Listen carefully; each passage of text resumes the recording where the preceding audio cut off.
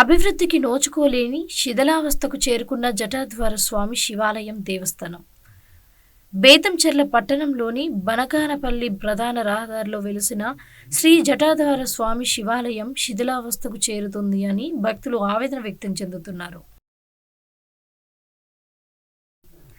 బేతంచెర్ల పట్టణానికి చెందిన స్థానికులు ఈ శివాలయంలోని పరిస్థితులు చూడలేక మద్దిలేటి స్వామి ప్రతి ఆదివారం పరిసర ప్రాంతాలలో శుభ్రం చేసి ప్రతి సోమవారం నాడు తెల్లవారుజామున స్వామివారికి అభిషేకము, అమ్మవారికి కుంకుమార్చన, ప్రత్యేక పూజలు నిర్వహిస్తున్నారు. జటాధ్వర స్వామి శివాలయం ప్రాంగణంలో త్రాగునీరు లేక భక్తులు విలవిలలాడుతున్నారు. పట్టణంలోని భక్తులు కోరిక మేరకు ఈ జటాధర స్వామి దేవస్థానాన్ని ఎండోమెంట్ డిపార్ట్మెంట్లో చేర్చి తాగునీటి సౌకర్యాన్ని కల్పించాలి అని భక్తులు కోరుతున్నారు. స్వామి పురాతన దేవస్థానంలో చాలా ఇబ్బంది అయిపోయింది. మాకు ఇక్కడ నీళ్ళు అనేది లేదు.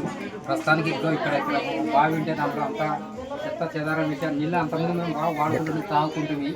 ఆ నీళ్ళు అనేది ఇప్పుడు తాగడానికి పనికి రావడం లేదు. నీళ్ళు నుంచి ఊళ్ళో వాళ్ళంతా వెంకాయలు, పూలు అవి అన్నీ చెత్త చెత్త వేసేసినారు. ఇంతకుముందు ఒక అట్లా వేసింటే మేము కొంచెం పంటిని వేసుకొని క్లీన్ చేసేసినాము. అయినా మళ్ళీ అదే మొదటి మామూలు వచ్చింది. కాకపోతే ఇక్కడ నీళ్ళతో ఇబ్బంది అయింది స్వామి. మాకు ఎట్లా కానీ కొద్దిగా నీళ్ళు మాకు ఏదో కుళాయి మార్గమో లేకుంటే బోర్ మార్గమో వేసి మాకు చేసి మా ఇక్కడ పూజ పునస్కారాలు అనేది జరుగుతాయి స్వామి. అన్నదానానికి అన్నిటికీ ఇబ్బంది అయింది స్వామి. మెయిన్ నీళ్ళతోనే స్వామి ఇబ్బంది మాకు.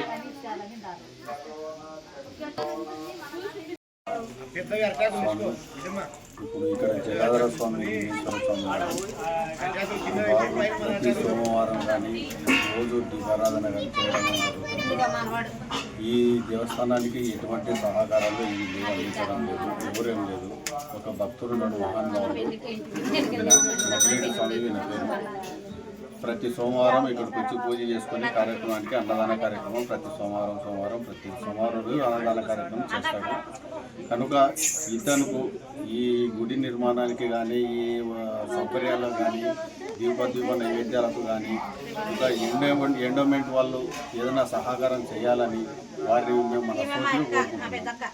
ముఖ్యంగా గమనికి ఏమంటే ఇక్కడ ఈ దేవస్థానానికి అతి పురాతనమైన దేవస్థానం. ఇక్కడ అతి పురాతన దేవస్థానం అయినందుకు ఇక్కడ ఈ భక్తుడు ఒక్కడు అంత ఈ జనాభా అక్కడున్న జనాభా అటువంటి అందరూ ప్రతి సోమవారం వచ్చి ఇక్కడ మహాభక్తులు కానీ ఎవరైనా కానీ వచ్చి నిత్య నైవేద్యం పెట్టి దీపారాధన చేసి స్వామివారికి మొక్కులు తీర్చుకుంటుంటారు.